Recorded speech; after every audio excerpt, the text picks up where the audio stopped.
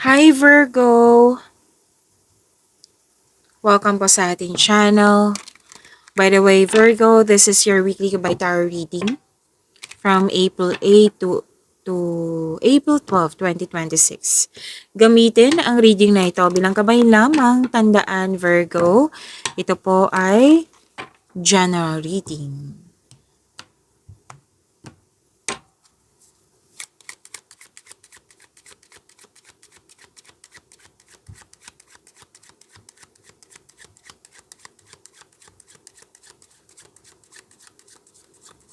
Mga parating pa para kay Virgo ngayong April 8 to 12, 2026.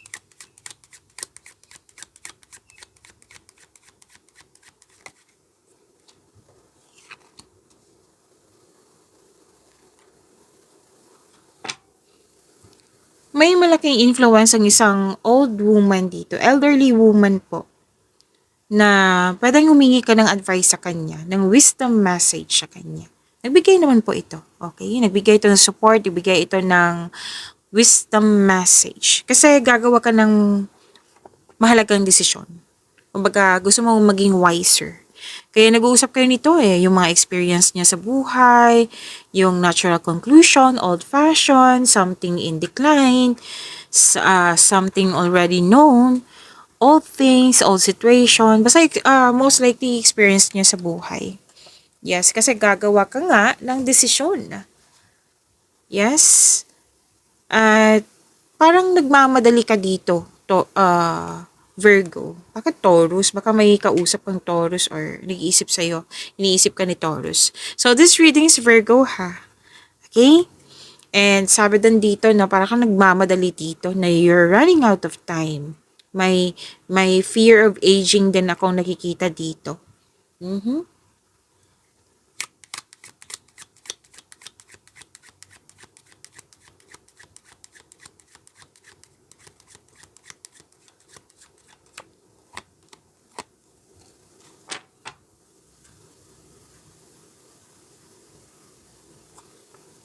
May usapin tungkol sa separation or space. Cool off, tumiwalag, hindi nagkasundo,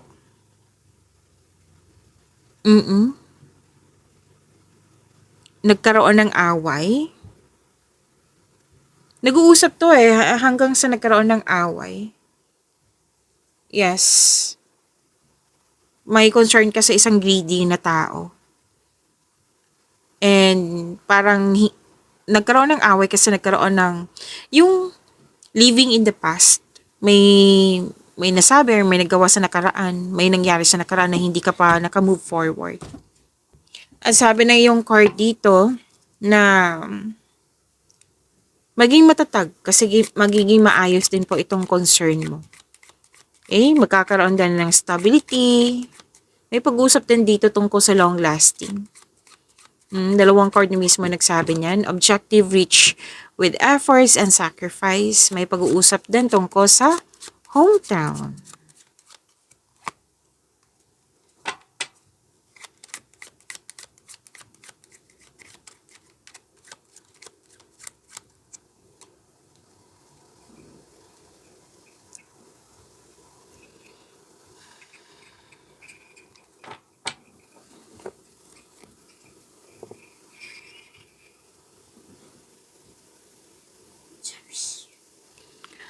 May ano dito.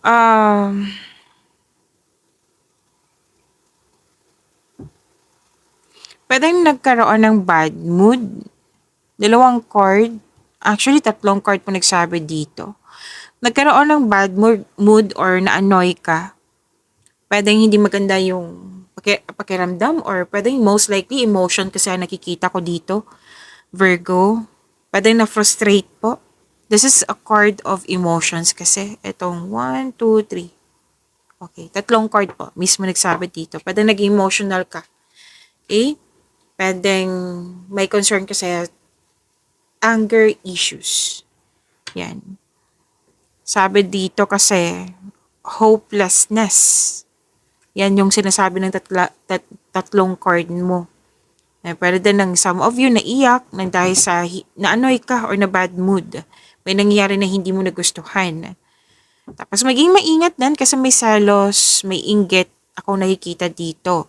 At may advice din sa inyong kaperahan na kailangan nyong, anong tawag dito? I-control, monitor, and save your money. Okay?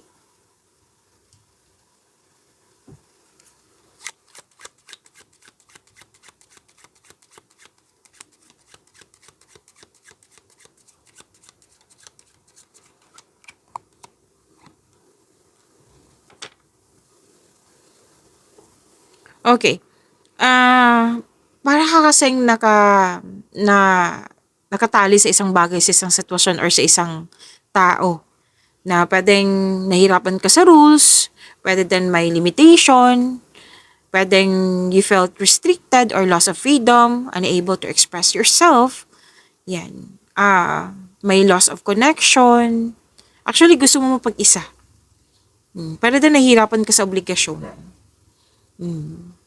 So, sinabi ng card kanina, di ba, na maging matatag kasi ma-overcome mo rin ito. Magiging maayos din ang lahat.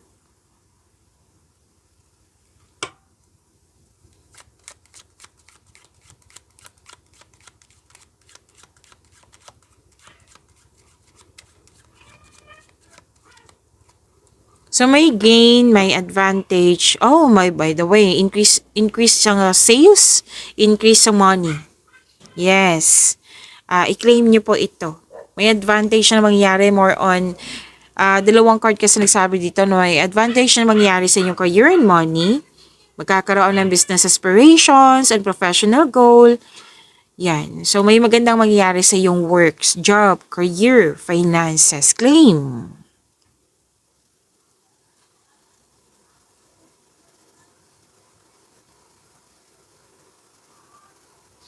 Makaka-receive din kayo ng regalo or tulong. Magiging pabor din sa iyo. Magkakaroon ng development, may progress, improvement. So most likely sa career and money to ha. Nakikita ko dito na pwedeng ang ilan sa inyo na hired as a crew. Yung very busy, like nagsiserve, submission. Yan. Receiving help or offering help to others. Pwede ikaw yung nakatanggap nito or pwede ikaw yung nagbigay.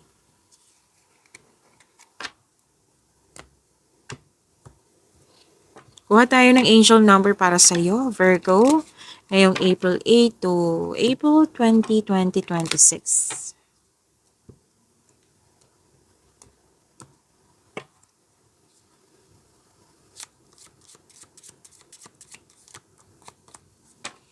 Wow, Destiny, angel number 111. Okay. Follow what you feel, listen as your intuition helps to guide you to what you are manifesting. The inner whispers are helping you to create all that it is that you desire. Listen, lean in, and follow your soul. To attract more blessings, let us say the power affirmation. Let us say, so recite natin to twice kasi nakakabuti to sa inyong energy. Okay?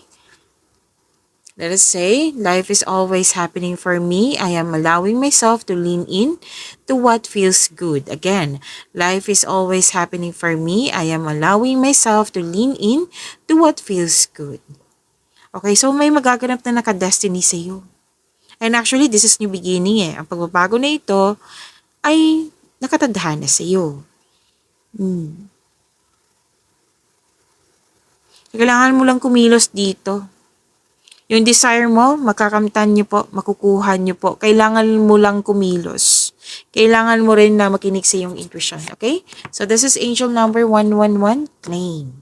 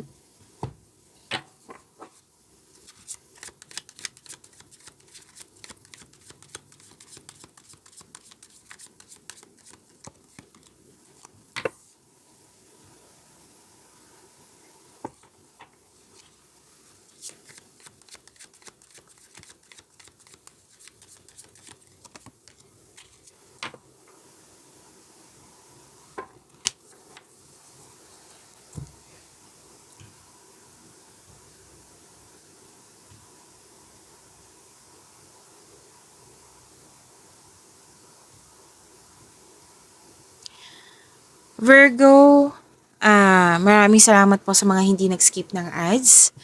At subscribe na po kayo sa ating channel at click bell notification para updated po kayo sa reading natin. Para po sa mga gusto magpa-reading po, comment po kayo ng personal reading and check my reply sa comment section.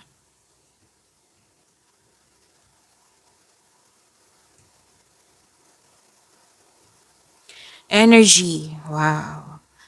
Ano dito? Marami to eh. So, unahin ko ha, na may energy dito na regarding sa love and romance. May parating sa'yo sa mga single dyan na bagong pag-ibig. So, sabi ng card, kilalanin mo ng mabuti.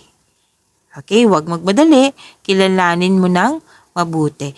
May nakita rin akong relasyon dito na may pangyayaring aminan. Posibleng proposal po ito. Wedding bells is coming.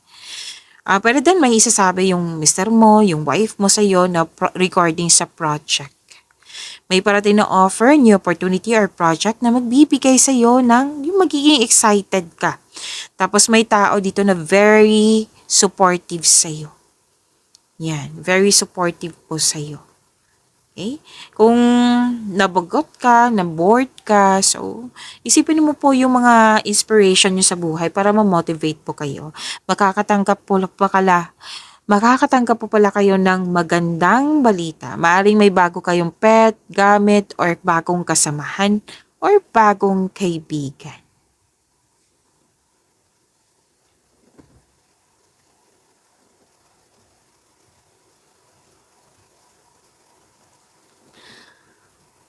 Okay, andito po yung anxiety, pag-alala, hindi maayos yung tulog, balisa, natatakot, naghihinala, or dumadalas yung pagkakaroon ng masamang panaginip.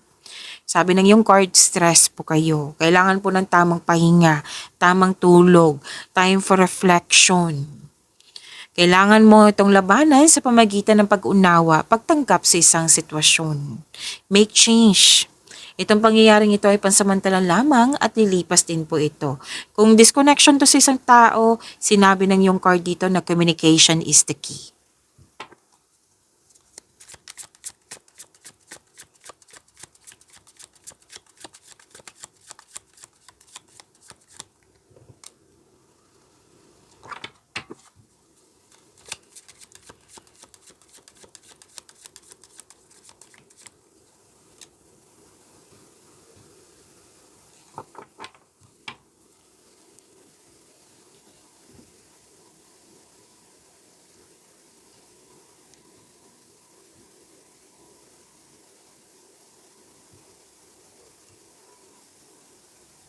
Okay, may sa career and money nyo po, wow, ang ganda nito, growth and expansion, Virgo. May magaganap na collaboration po. Pwede din kayo ay na-hire, oo. Pwede din po na kung ikaw ay may-ari ng negosyo, kumpanya, nakikita ko dito magdagdag empleyado ka due to increased profits. So, may business travel din ako nakikita dito.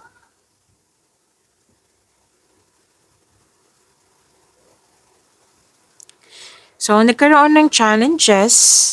Pwedeng rivalry ito. Competition. So, may ganap kasi na away dito kasi hindi nagkaroon ng pagsasang-ayon. At mag-ingat din kasi may posibleng may mapanilang na tao na malapit sa'yo. Okay, so pwede din na-annoy ka sa delay or mga pangyayaring hindi mo control. So, you need to slow down and pay attention to its details. Mag-focus ka on one thing at a time.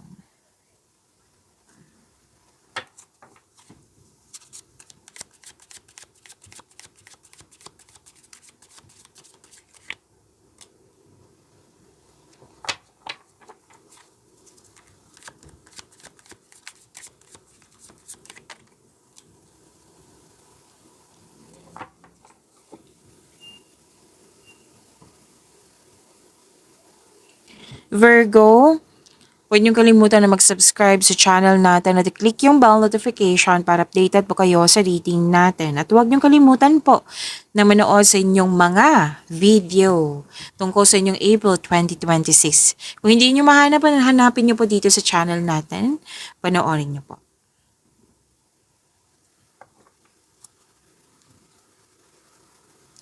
Love life, self-love, partnership, and romance. Para sa mga single, actually kayong lahat you're in a process on healing.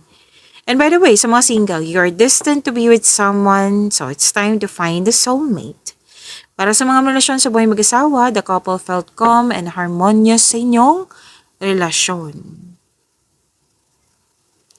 So, makakatanggap kayo ng blessing. So, may healing din ako nakikita dito ha. May hope at healing.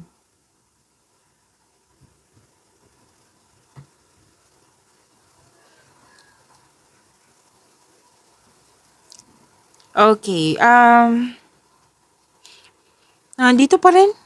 Andito po yung loss of connection, loss of things, or loss of opportunity. Pero most likely, of connection to.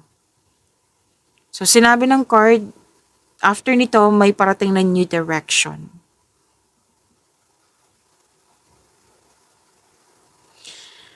Para sa mga single, may parating dalawang card na po nagsabi dito na may parating na bagong tao na stable na sa kanyang buhay. Sa mga relasyon sa buhay mag-asawa, kayong dalawa ay matured enough na, loyal sa isa't isa. Both of you are taking action and stability upang maipalago palalo ang inyong relasyon. Babala lang po sa ego clashing. Pag-imanin niyo po yung blessings sa binigay sa inyo. Virgo, see you tomorrow. Maraming salamat po.